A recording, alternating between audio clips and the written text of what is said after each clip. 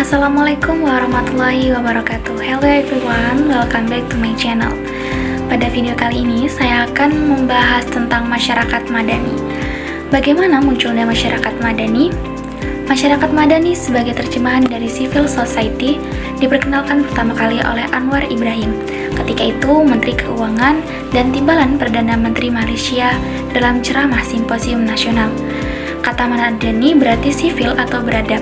Madani berarti juga peradaban, sebagaimana dalam Arab lainnya seperti hadharit, safaki, atau tamadun. Harapan masyarakat madani yaitu masyarakat yang maju, mandiri, sejahtera dalam suasana berkeadilan, dilandasi oleh iman dan takwa. Selanjutnya, apa teman-teman tahu apa itu masyarakat madani? Kalau belum tahu, makna masyarakat sipil adalah terjemahan dari civil society. Konsep civil society lahir dan berkembang dari sejarah pergumulan masyarakat. Cicero adalah orang barat yang pertama kali menggunakan kata society, civil dalam filsafat politiknya. Konsep civil societies pertama kali dipahami sebagai negara atau state. Masyarakat madani lahir dari dalam buayan atau asuhan petunjuk Tuhan. Dari alasan ini maka didefinisikan masyarakat madani sebagai sebuah masyarakat yang terbuka, egaliter, dan toleran atas landasan nilai-nilai etik moral transendental yang bersumber dari wahyu Allah.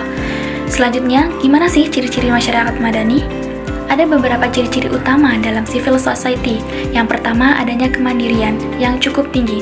Yang kedua, adanya ruang publik bebas sebagai wahana bagi keterlibatan publik secara aktif dari warga negara. Dan yang ketiga, adanya kemampuan membatasi kekuasaan negara agar ia tidak intervensionis. Berikut ini adalah beberapa karakteristik masyarakat madani. Yang pertama, free public sphere adalah masyarakat memiliki akses penuh terhadap setiap kegiatan publik. Yang kedua, demokratisasi. Untuk menumbuhkan demokratisasi dibutuhkan kesiapan anggota masyarakat berupa kesadaran pribadi, kesetaraan, kemandirian, serta kemampuan untuk berperilaku demokratis kepada orang lain dan menerima perlakuan demokratis dari orang lain. Yang ketiga, toleransi, yaitu kesediaan individu untuk menerima pandangan-pandangan politik dan sikap sosial yang berbeda dalam masyarakat, serta sikap saling menghargai dan menghormati pendapat, serta aktivitas yang dilakukan oleh orang atau kelompok lain. Yang keempat, pluralisme, yaitu sikap mengakui dan menerima kenyataan masyarakat yang majemuk, disertai dengan sikap tulus. Yang kelima, keadilan sosial, social justice, yaitu keseimbangan dan pembagian yang proporsional antara hak dan kewajiban, serta tanggung jawab individu terhadap lingkungannya. Yang keenam, partisipasi sosial, yaitu partisipasi masyarakat yang benar-benar bersih dari rekayasa, intimidasi, ataupun intervensi penguasa atau pihak lain. Dan yang ketujuh, supremasi hukum, yaitu upaya untuk memberikan jaminan terciptanya keadilan. Adapun yang masih menjadi kendala dalam mewujudkan masyarakat madani di Indonesia diantaranya sebagai berikut. Yang pertama, kualitas sumber daya manusia yang belum memadai karena pendidikan yang belum merata. Yang kedua, masih rendahnya pendidikan politik masyarakat. Yang ketiga, kondisi ekonomi nasional yang belum stabil pasca krisis moneter. Yang keempat, tingginya angkatan kerja yang belum terserap karena lapangan kerja yang terbatas. Dan yang kelima, pemutusan hubungan kerja sepihak dalam jumlah yang besar. Yang D, bagaimana konsep masyarakat madani? Konsep masyarakat madani yang menjadi perbincangan dewasa ini pada dasarnya memang mengacu pada konsep civil society yang sudah berkembang di barat. Salah satu ide penting yang melekat dalam konsep civil society adalah keinginan memperbaiki kualitas hubungan antara masyarakat dengan institusi sosial yang berada pada sektor publik, sektor swasta, dan sektor sukarela. Secara politis, melalui konsep civil society dapat diciptakan bentuk hubungan yang kurang lebih simetris, sehingga kondusif bagi terciptanya demokrasi. Dasar asumsinya adalah apabila negara terlalu kuat, negara adikuasa, tetapi masyarakatnya lemah, maka proses demokratisasi akan stagnan atau berjalan di tempat. Yang E, bagaimana masyarakat madani dalam Islam? Nah, membangun masyarakat dalam kacamata Islam adalah tugas kita sebagai jamaah atau kewajiban kita bagi setiap muslim. Islam memiliki landasan kuat untuk melahirkan masyarakat yang beradab.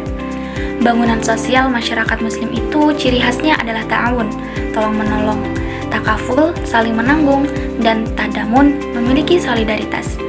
Nabi Muhammad Rasulullah sendiri yang memberikan teladan kepada umat manusia ke arah pembentukan masyarakat peradaban. Setelah belasan tahun berjuang di kota Mekah tanpa hasil yang menggembirakan, Allah memberikan petunjuk untuk hijrah ke Yathrib, yang kemudian setelah mapan dalam kota hijrah itu, Nabi mengubah nama Yathrib menjadi Al-Madinah Al-Nan. Yang terakhir, F.